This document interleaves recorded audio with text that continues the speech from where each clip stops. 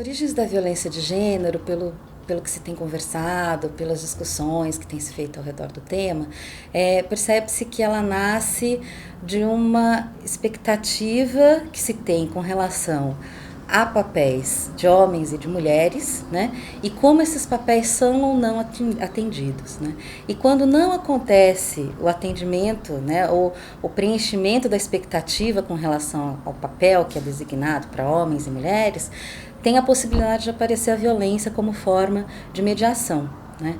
Então, por exemplo, para dizer um exemplo bem trivial, existe a expectativa de que a mulher ela seja aquela que cuida da casa, que cuida dos filhos, que cuida da família, né?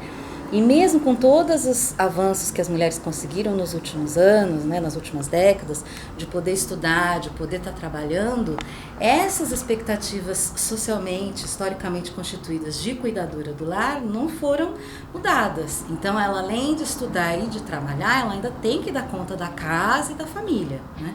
Então, se por algum motivo, né, essa expectativa não é preenchida, se por parte da pessoa do outro lado, que seria o homem, o companheiro nessa relação, ou as pessoas em volta, até mesmo amigos e famílias que podem estar fazendo esse julgamento, né, se de alguma maneira existe não preenchimento dessa expectativa, você pode resolver isso de dois modos, né? Seja aquele homem se adaptando a essa mudança de que essa mulher não consegue e não tem que dar conta de tudo isso, seja tentando fazer com que ela dê conta de tudo isso de alguma maneira, mesmo que recorrendo à violência. E é isso que é o aspecto que é problemático e que traz consequências para as vidas das mulheres nessa parte que é obviamente a mais gritante, né? Quer dizer, são muitas expectativas que são dadas para as mulheres com relação a preencher deveres, né?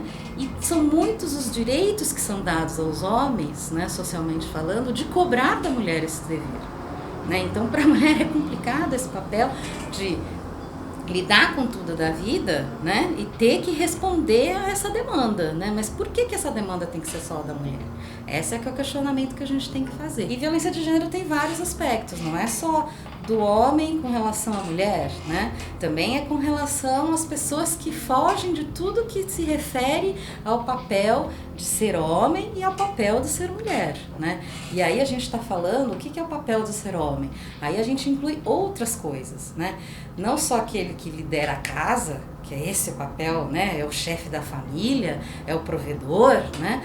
Mas é aquele também que define como as relações sociais da casa vão acontecer, né? Então, assim, filho meu pode sair para fora para pegar a mulher, filha minha não pode sair de casa, tem que ficar esperando o marido. Quer dizer, são construções que vão acontecendo, que são bem tradicionais, e que a gente está vendo que a sociedade nem sempre, né, foi tão perfeita assim, todo mundo tão perfeito. Tem também um movimento histórico contrário, mas que tem sempre essas forças tradicionais conservadoras que vão tentando ajeitar as coisas em caixas, em segmentos, para, acho que, facilitar, né, as negociações e as determinações.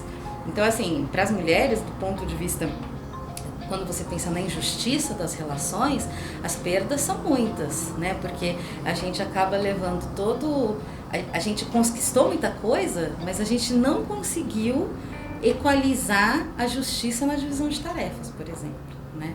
E não tendo conseguido negociar isso, a gente ainda está sofrendo a questão da violência que vem contra a gente querer dividir tarefa, não achar que a gente tem que fazer tudo dentro de casa, não achar que as crianças são só nossas, né? Que existe uma questão de coparticipação.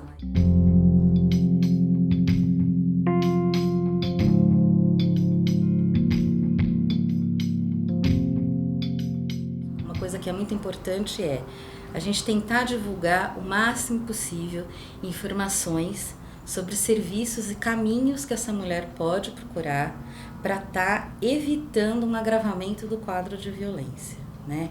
Porque casos mais graves como feminicídio, né, que são violências agudas e extremas, porque acabou a história para aquela mulher, né, geralmente eles têm um histórico de violência pregressa. Então acho que é importante para a gente, quando se fala evitar a violência, muitas vezes é evitar um agravamento do quadro e continuidade daquele quadro de violência. Então acho que medidas importantes para prevenir difundir amplamente o que for possível difundir com relação a informações de serviços e caminhos para essa mulher estar procurando ajuda e que não passam necessariamente pela delegacia de polícia, né? Informar que existem outros caminhos, que existem as casas de referência, né? Que numa emergência existe um 180 para você estar ligando, né? Que existe um aplicativo, Clique 180 também, para você estar colocando no seu celular e, né? Então, assim, mostrar que existem outros caminhos que não são imediatamente aquele da violência que não dá para não deixar para ir na delegacia, né?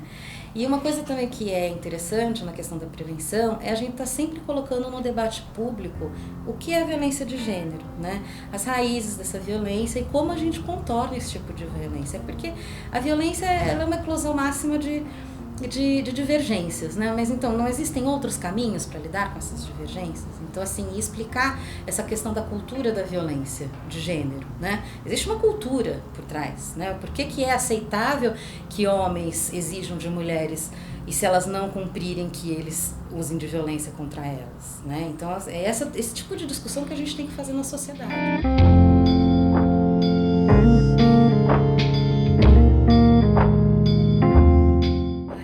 Da redação do Enem e olhando também para outras partes da prova do Enem, que não foram só redação, algumas outras questões também levantaram a questão de raça, etnia e de gênero, né, essas discussões. O impacto positivo é que, bom, imediatamente mais de 7 milhões de jovens, né, foram confrontados com uma questão em que eles se viram, né, num momento de reflexão e elaboração de um pensamento acerca daquele assunto, né? Então isso já tem um impacto que eu acho que é muito positivo, que é isso, é da penetração junto à população jovem dessa temática. E é uma temática que, depois dos depoimentos que a gente foi vendo de rádio e televisão, todo mundo tinha alguma coisa para dizer, né? Então, assim, você pode não ter a preparação dentro da escola, né, como se tem evitado essa questão, né? Falar de gênero, falar de diversidade, falar de tolerância, você pode tentar tirar isso do currículo, né? Do programa, mas isso está na vida. Então, assim, independentemente de qualquer preparação, expor os alunos a essa temática foi uma temática que todo mundo teve alguma coisa para falar, sejam relações negativas ou positivas, mas era uma temática que era presente. As pessoas tinham o que dizer sobre isso, porque é uma realidade da vida, é uma realidade social do Brasil. A questão da violência contra as mulheres não é uma elucubração teórica, não é uma corrente que a gente tem que buscar. Não, tá lá, tá no dia a dia, tá na sua vizinha, tá na sua irmã, tá em você.